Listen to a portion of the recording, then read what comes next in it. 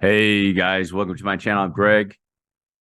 I'm going to go over the cryptocurrency market, and I've been gone for a few days. I see that there's lots of problems out there in the cryptoverse. Everything going to zero. Now it's $5,000, which, by the way, guys, you read that article about a $5,000 Bitcoin. That's the same company said in 2021 is going to 100K. So you know what you can do with that article? You take that thing and use it for a piece of toilet paper. Those guys have no credibility. None. Absolutely. Standard Charter, whoever they are. I don't even pay attention to those guys. And then the other guys that are putting it on their videos, I'm not putting that on my video. I would never do that. So here's the deal with Bitcoin, guys. I'm going to go over Bitcoin. I still think it's in a corrective bounce going up, guys. It's just wasting time. So I'm going to show you something. I was like wondering here about Bitcoin. I'm like, what's going on with this thing? Why is it taking so much time? Just keeps going and going and going and won't go anywhere. Doesn't want to go bullish. Here's what I think. I think if Bitcoin wasn't even in the picture, everybody wants these institutional investors to come in. No, you don't. No, you don't. Just keep crypto. Use the decentralized exchanges and trying to make this thing all institutionalized. The next sector of the, I don't know what somebody call it, S&P 500 or something like that. Nah, keep it the way it is, man. Keep the institutionals out. Keep them out. Because if you keep them in, you got a coin like Bitcoin that's real big and it doesn't want to go anywhere. And if this was out, in my opinion, the other cryptos would be bullish because you got guys like people that are following my channel that like other coins besides Bitcoin, and myself included, because I look at Bitcoin and I look at some other altcoins. I'm like, there's other coins out there that are just way, way better setups, in my opinion. Now, is this supposed to be the safer asset? I guess you could say that. Yeah. I guess you wouldn't lose as much. So Bitcoin goes from 17,000 to say 10K or something like that. What would that be? I don't know, 40% loss or something like that. With the other coins, you could lose a lot more. And Bitcoin's probably not going to go to zero. The other one could probably go to zero. But you know what? Guess what? That's what stop losses are for. Your point of no return, where you say, hey, this is a mess up. Let's just get out of it and find another one. So pretty simple, right? That's how I see it. So here's what I was going to do and show you guys something. Where do I want to go? To the BLX? Go to the BLX on the weekly chart here, okay? No, let me go to a 3-day chart. I want to make it to, I already have it on there. So here's the thing. I was looking at the time that Bitcoin was going through on this leg, okay? So let me clean this up for you guys. And you can see this is a trend-based fib time. Instead of actually just using time itself, it's going to be using the Fibonacci levels for the time. And if this is a whole leg that Bitcoin did over here, it's not even at the 38% trend-based fib time level, okay? And if you take a look at these other ones and do the same thing. So I'm going to do the same thing over here, guys. Do this whole leg like so and go boom. You can see that one was just shy of the 38%. But right there at 38, you can see that's when it blasted off right there on that section, okay? So let me take that one off. I'll show you something. So there's just a concern of mine. I wanted to use this method because the time in here is so much longer. You're looking at almost 400 days. But if you use this method, it starts to make a little bit more sense, in my opinion, guys. So let me use it on this leg. So this is the whole leg over here. This is the whole leg. So you see it's just shy that 38% right there in that area too for that leg, if you do that whole leg. So that's a whole cycle for Bitcoin right there. So you see this is the whole cycle, 1, 2, 3, 4, 5. This looks kind of short, but it's not short. If you take it off log like that, you'll see it's not that short, guys. Same thing with this wave too. That's a big wave. And then over here. So now we're back over to where we are right now, guys. And based on trend-based fib time, it's not out of line yet, okay? It was a concern for me, the amount of time this leg was taking. So what area and what time is that? It's looking like right at the end of December and then, end of January, guys. December, January timeframe for Bitcoin. I was looking at. So what else do we have? I was going to look at some other coins and go through those with you real quick, guys. The DXY, I think it's in a new trend. It might be trending up. I think the Dow Jones, I'm not going to go over those real quick people on this channel are not too interested in those assets, even though they're probably, if you want to do shorts, learn how to do shorts, probably it's a little bit easier over there with those traditional markets, guys. So the Dow Jones is probably peaking, the S&P 500 peaking, possibly the NASDAQ, and they could go down and make some new lows. And we're going to see what Bitcoin is going to do and how deep it's going to go when those go down, if perhaps that they go down, guys. If Bitcoin's just stuck in this wave in this area, trying to kill time and then make that another leg down, it'll just trend up until it gets into that leg down right now. So we shall see what's going to be going on. Okay, Phantom. Let's go over Phantom, guys, on a 12-hour chart with you. Lots of guys were in Phantom. I had people get into Phantom and make some decent stuff over here. 20 cents up there. And then this little move over here, if you're just late to the party, that was, 50% again. But here's with Phantom, guys, what you want to do is Phantom has, on this 12-hour chart, you see from that peak right there, and it has bullish or bearish divergence, okay? So more than likely, Phantom made a nice impulse move off the bottom here, guys. So what you want to do is check out Phantom. Here's his 1, 2, 3, 4, and possibly a 5. Where is Phantom going to correct to in this area as an example, okay? So when Bitcoin goes down, Phantom can go down, right? As an example. So that's not a bad little setup. Flux was another one.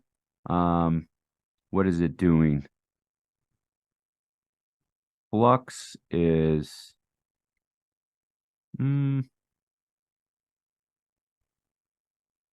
Flux really needs to get back around and make another wave over here.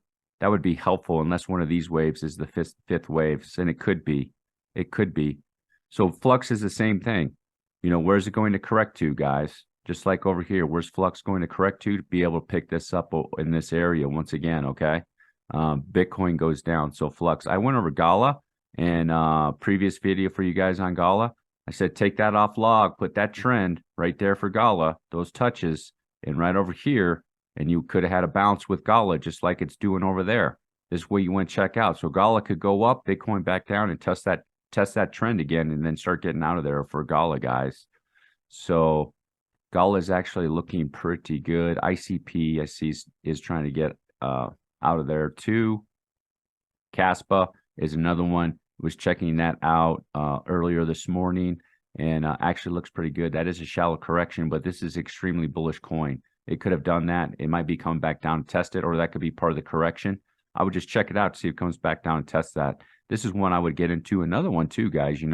I would not. I know some people don't like the old Amplify over here, guys, but this is looking like it could be a three-wave move right here. It could have gone up into a wave, back down. Here's like it's B wave, and it come back down to this area as long as it doesn't break that low. So on these coins, you get this on Uniswap, guys.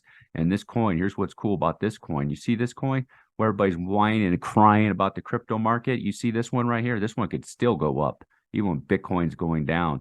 And there's only like, if I checked it last time, it's less than $200,000 in daily volume on a coin like this. Just make sure you can get your, you don't have liquidity issues with that coin, guys. It's Uniswap. Uniswap is the only one you can get that at.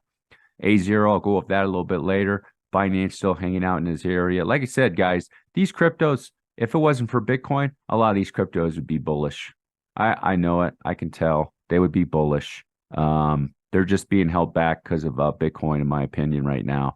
And, the whole mindset is if Bitcoin isn't bullish, everything, if Bitcoin is bearish, then everything else has to be bearish. Well, we already have some evidence of that. Look at Caspa coin. It's bullish. Caspa coin looks like Bitcoin in 2010. So it's just going to keep on rolling more likely, guys. Here's another one.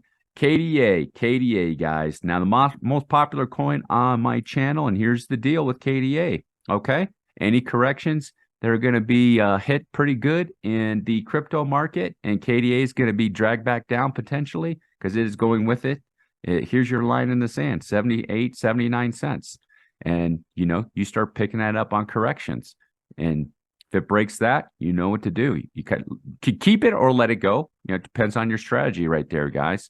Kusama, There's another one I saw. I said, I wonder if Kusama made a bottom right there. So Kusama, that could have been an impulse, but just play it off that low down there, 21.91.22, wherever it's going to correct to, could be getting out of there, guys. So there's some pretty good setups from these other coins. I just wanted to go over a couple of them with you. Vulcan Forge is another one.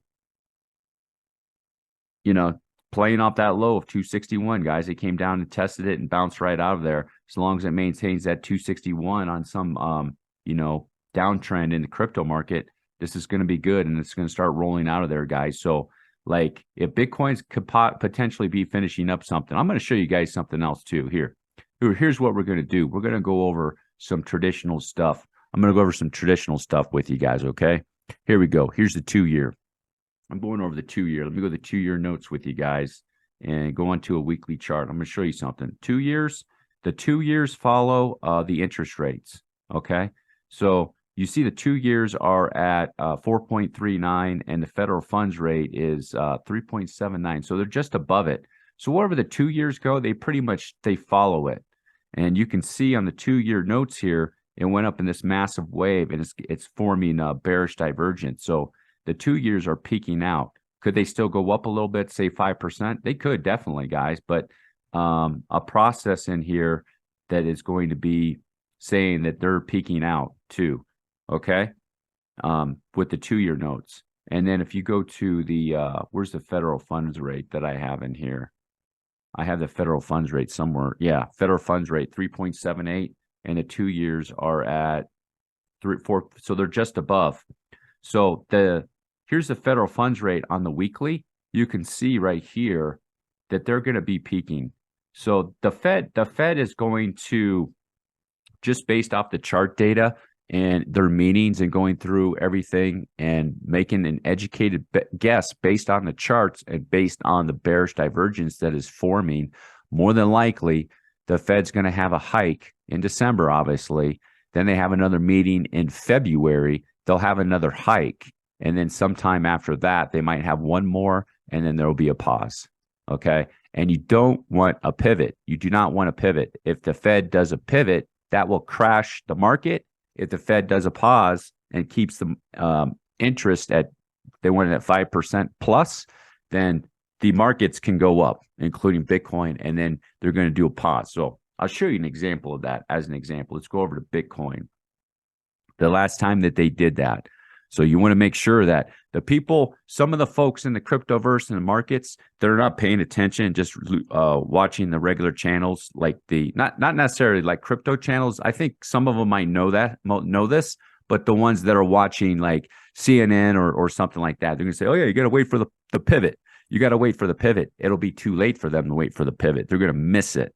So I'm going to go to Bitcoin right here on a weekly chart. You see down here, in this area in 2018, it was actually January of 2019, the Fed did a pause and boom. And then in this area, okay, the Fed started doing a pivot and it crashed. And then this is when they went full-blown QE and blasted that up, guys. So there'll be a crash. Usually that's how that happens.